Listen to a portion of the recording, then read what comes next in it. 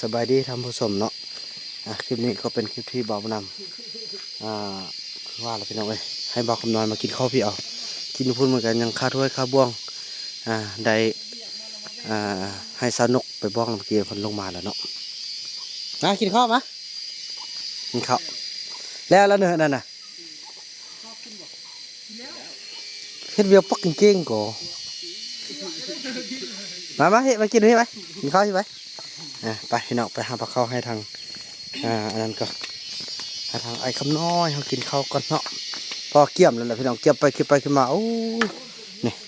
พอเขาเกี่ยมจะเอาขึ้นไปแล้วเนาะสนุกเกี่ยมแล้วแต่ว่าขึ้นมามันบ่มีถ้วยบ่มีบ่วงพี่น้องได้ห่อมันเลยจุงอยากให้สนุกไปเอิญเนาะไปขึ้นมาล้างมือไปล้างกินใส่กินเฮือนพี่เลยเนาะ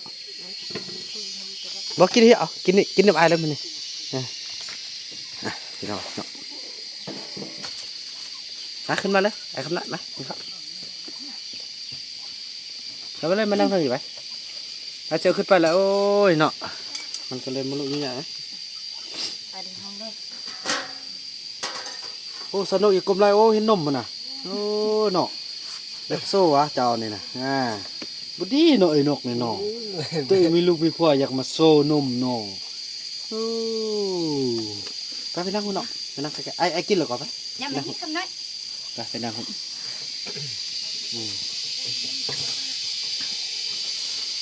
มะม่วงกับข้าวบ่มะม่วงนะกับข้าวบ่กับเนี่ยบ่กับไปยักอันนี้กินออกไก่นี่เคยกินบ่ออกไก่นะกินเลยมาเอาน้ำให้โอ้น้องเลยน้องเลยเดี๋ยวน้องไปนั่งข้างหลังอันนี้ไอ้แค่จูนบ่ทุกบ่ปลาพานบ่อันนี้ปลานี้ปลานี้แล้วน้องไปนั่งข้างนั้นอย่าไปตุ๊บไปโคตรนี่เขาใครตัวยามันทึกเลย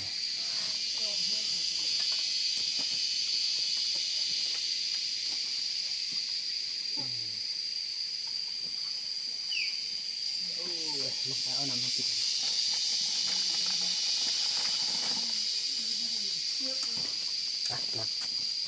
เมื่อแรงขึ้นไปจุ๊บหนึ่งเมื่อไงนอนเพิ่งคุณ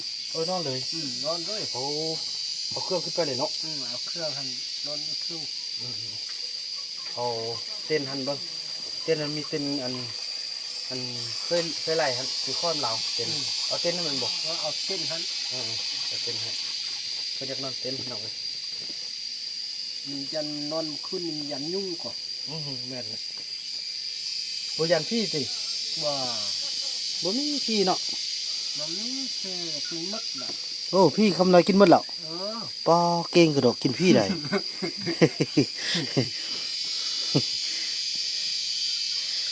สาดคำน้อยเอ้ย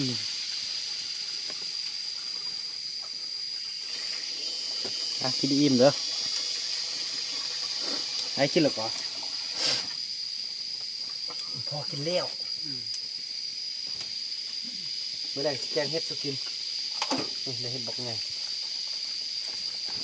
โอ้ถูกก็เอาอยู่จังได้ไอ้เพื่อนฮะละตีตะวังตีตะวังเพราะมันตีตะวังมันเผ็ดว่ะ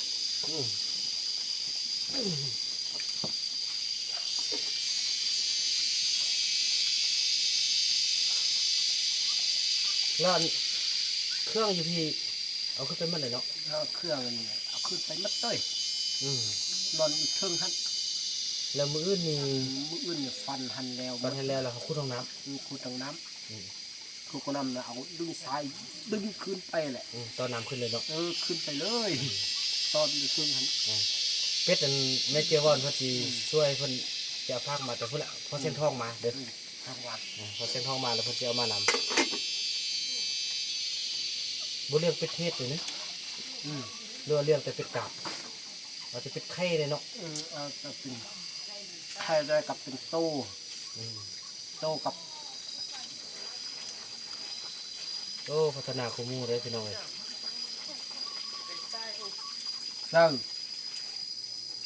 นู่นตัวนู้ไก่ไก่ ใกล้หน่อยสร้างเถอะ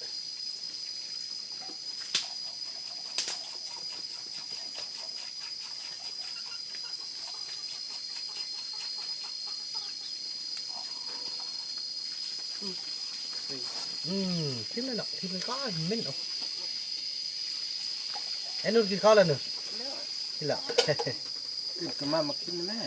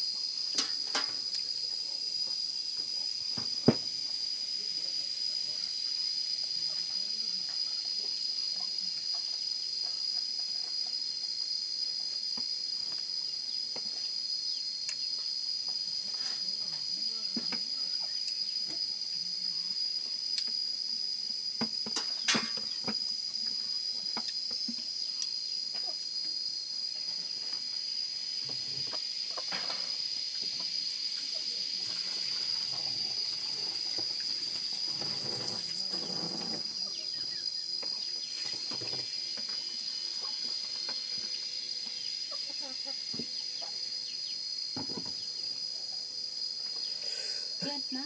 ขันเอา ถ้าเราก็ดี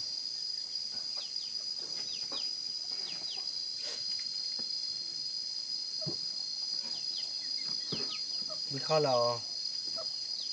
เอาเครื่องกันขึ้นไปหรือไอไปอันนั้นบอกเราไปอนามัยก่อนไอไป นอนขึ้นหมด นั่นเด็กก็ชินอนอยู่เทั้งเลย อืม เครื่องมันบ้อนน้อยพี่มีบอก บ่มี บ่มีเนอะ อืม เอาไปเอาพุ่นเลยเนาะยังบ้อนนั้นเอาอันนึงหันก็อาเจนให้ปลาเสื้อหันจีได้คนลงมาตึมพอพี่น้องเบาไหลพี่น้อยเนาะเพิ่นได้อันนั้นตอนนั้นหั่นนะเพิ่นมาคลองขึ้นกับบ่ลงเขาก็ได้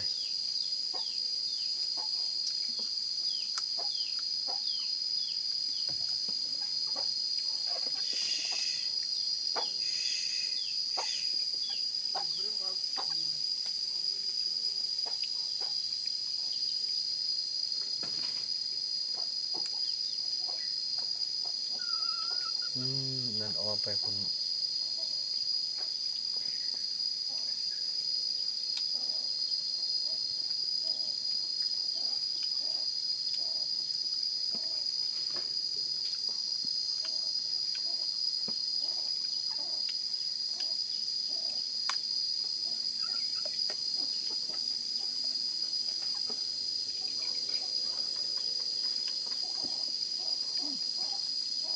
นุ่มเนาะ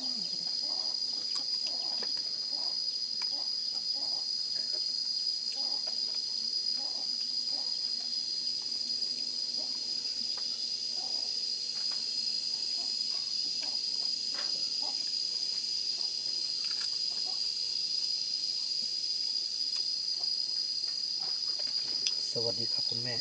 ใช่แล้วครับแม่ถูกต้องเลย บ่อายเฮ็ดหยังอันนั้น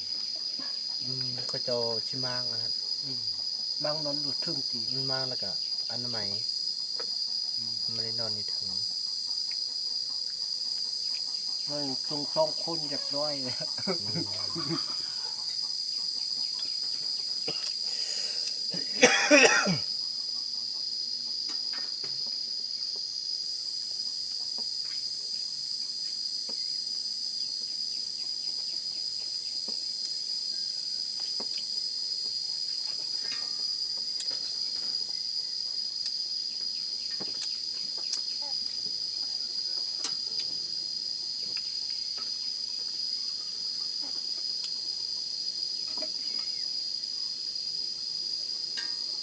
อ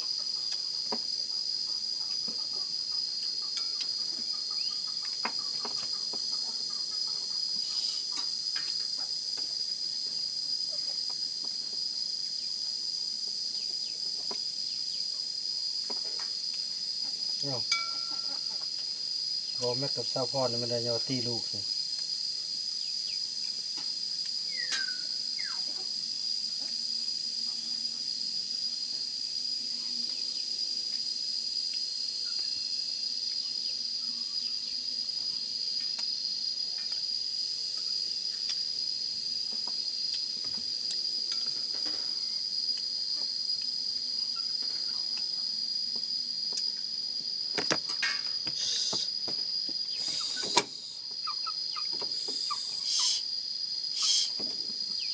โซ่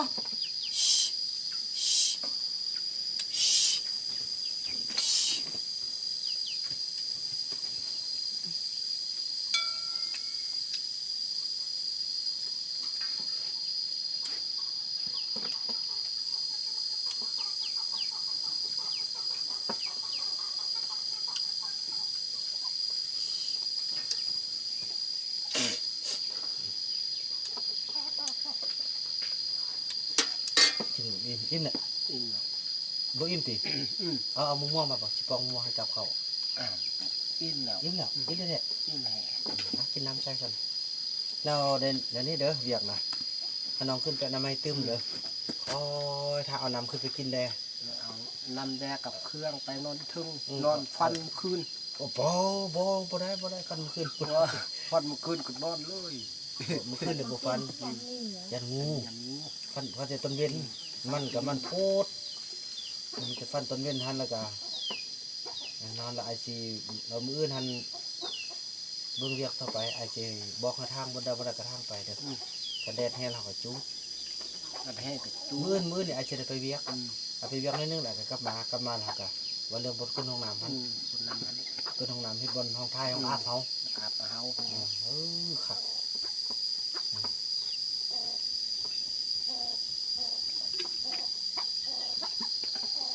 สมซื้อว่าใส่ดุดเดียวเด้อโอ้โมนี่เนี่ยมาให้ตอนเลี้ยงให้ยกไปให้เลยเดี๋ยวละ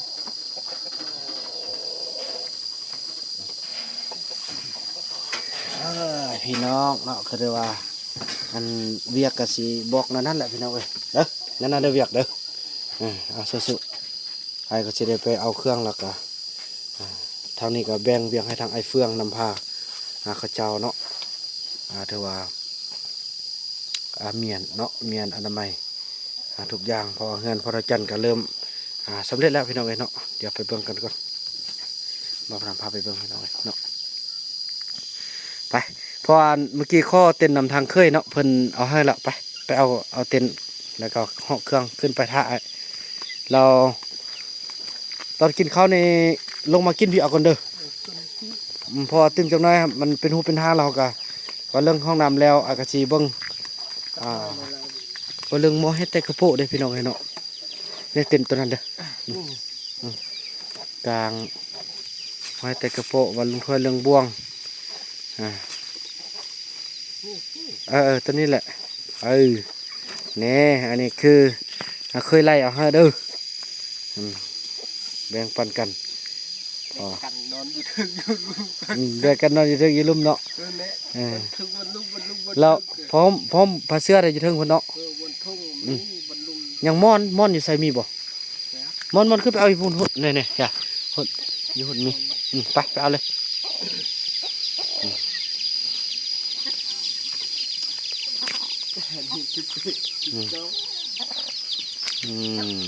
ไปนอนบนทุ่งหันกว่าบนทุ่ง เย็นดีเนาะ เย็นดี แต่คันท้ายตอนนี้เราลงมาท้ายลุ่มเด้อเข้าห้องน้ำอีกเด้อ ของมันบนทุ่งมีบนท้ายแหละ บ่หุ่นไปอยู่หุ่นใส่บนน้องนอนเทิงไปเอาอยู่เทิงนะเอาอยู่เทิงนี่อันนี้ก็ถือว่าสำเร็จละดาบานก็เกี่ยงไปละพี่น้องเอ้ยเนาะอันนึงคือเราไอ้เฟืองเป็นผู้พาจัดการพี่น้องเอ้ยเนาะนี่โอ้กวางเลยแล้วตัวนี้นี่พี่น้องเอ้ยจะบริมากเนาะเพราะว่าบ่าวนำคิดว่าจะบ่มางพอจะล้อมหัวไปนั่นนี่แล้วก็ตบแต่งเป็นลูกไก่ต่อเลย